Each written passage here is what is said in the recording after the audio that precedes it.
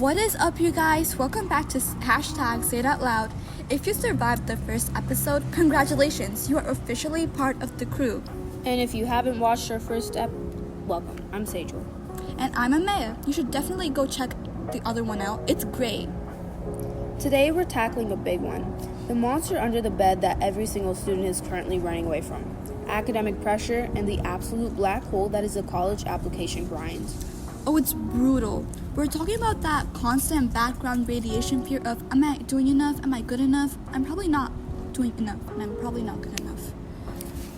Right? It feels like if you aren't founding a nonprofit, playing 3 varsity sports, and getting a perfect score on everything, you're somehow falling behind, and it's became seriously competitive. Tell me about it. Like, you could do art your whole life, get all A's, paint murals, and spend hundreds of dollars on art programs, and at the end of the day, some random girl's gonna come in and steal your art award. Are you okay? No, not really. But first, before we get into the serious stuff, we have to do our quick icebreaker. Ameya, what is your dream job? Oh, that's actually such a hard question because I feel like I have 2 completely different answers fighting in my brain. Like, realistically, I'd love to be a doctor. There's something so meaningful about being able to help people, being the person someone trusts when they're having one of the hardest moments of their lives. Like, imagine waking up every day knowing your work actually changes someone's life. That's kind of amazing. Okay, that's actually a really wholesome answer. Yeah, but then there's the other side of me that's like, I also just want to disappear into a studio somewhere and make art all day long. Like painting, drawing, creating things, just letting my brain do whatever it wants. That's always been something that I've loved. But then reality hits me and it's like, okay, but unfortunately my art skills cannot exactly pay for groceries. Like, imagine going to the cashier and being like, sorry, I can't afford this, but I can really paint you a great landscape. Honestly, I think the cashier would appreciate the effort, but probably still ask for your card. Exactly. Like, here's my masterpiece, and they're like, cool, but where's the money? So yeah, doctor is probably the dream that makes sense, but art is the dream that makes my heart happy. Honestly, I love that. My answer is kind of similar because I've always wanted to be an entrepreneur. Like the idea of building something from nothing, creating your own company, and having your own ideas that actually become real, that's such a cool feeling. That sounds terrifying though. Like you're literally putting everything into something that might not even work. Exactly, that's the scary part. Being an entrepreneur comes with such a huge risk factor.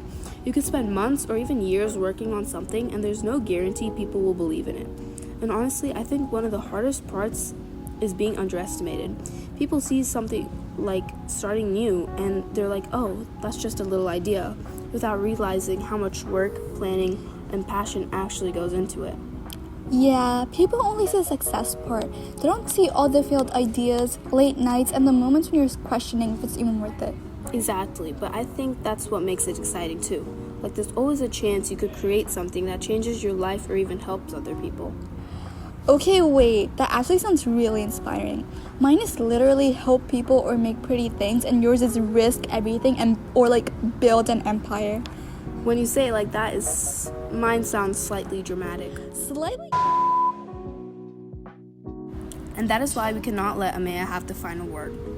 Okay, but seriously now, let's talk about the lack of motivation, because I feel like adults look at us sometimes and just think we're lazy. They're like, you need more self-discipline.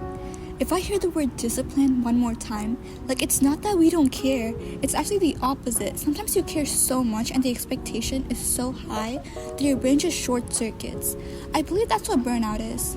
Yeah, and it's tied with atychophobia, the fear of failure. If you don't try, then you didn't technically fail because of your talent, you just didn't try. That's a weird defense mechanism. Interesting take. Though personally, I would argue that if you try, then you might as well succeed. But if you don't try at all, you automatically fail. It's like my personal philosophy, which I don't listen to. I mean, that makes sense. I'll suppose I'll have to try a little harder now. Anyway, the college stuff makes everything 10 times worse. Everything feels so high stakes now. It feels like you're being forced to decide your entire trajectory for the next 50 years when you literally just a kid. No matter how hopeless that sounds. Like, personally, I haven't even paid for a meal myself, and you want me to be responsible? That's insane if you ask me. Hey, I don't think our friends have either. But you're right. It forces kids to make these heartbreaking choices early. Like, I love painting, but I guess I'll major in corporate accounting because the internet said art majors live in cardboard boxes. We're taught to trade our dreams for rent money before we even give them a shot. And believe it or not, I'm probably gonna have to make that same choice 4 years from now because I don't know if my art will ever be taken seriously enough for a career. To talk about exactly that, we are joined today by a middle school art teacher. Thank you so much for coming on the pod. Thanks for having me. I'm happy to be here. And don't worry, there are no grades in the studio. Oh, thank goodness. So you teach middle school art. That's really the age you kids usually start transitioning from just playing and drawing for fun to getting self-conscious. What do you see happening to their creativity when the academic pressure starts kicking in? It's a really noticeable shift. Around middle school, kids stop asking, what can I make? And start asking, is this right or is this good enough? The pressure to be perfect starts creeping in. They get terrified of making a bad drawing, so they stop taking risks. I have students who are incredibly talented, but they're already stressed about their futures. And they start treating art like a luxury they don't have time for because they need to study for standardized tests. What do you say to a student who loves creating stuff but is terrified of giving up on their dreams because they're told it won't pay the bills? I tell them that it doesn't have to be all or nothing. The world loves to tell you that you're either a starving artist or a miserable corporate worker. But that's a myth. Creative thinking, problem solving, visual design, and those are massive skills in almost every modern career. And even if art isn't your day job, you should never give up on the things that bring you joy just because they don't have a dollar sign attached to them. Your worth isn't measured by your productivity or your future salary. Give yourself permission to make something terrible. Seriously, write a bad paragraph, paint a messy picture, do a math problem wrong on purpose. Just break the spell of perfectionism. Self-discipline isn't about forcing yourself to be a robot. It's about showing up for yourself, even for 5 minutes, without judging the outcome. Wow, give yourself permission to make something terrible. I'm absolutely putting that on a sticky note on my desk. Seriously, guys, if you're listening to this right now and your chest feels tight because you're thinking about your GPA or a college essay or a deadline, just take a breath. A rejection letter or a bad grade cannot define you or change who you are. You're allowed to be work in progress. Exactly, which brings us to our weekly challenge. This week, we want you to do something completely unacademic and non-productive for just 10 minutes.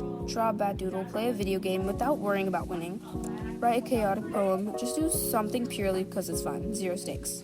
Next week, we are pivoting to something that heavily influences all this stress.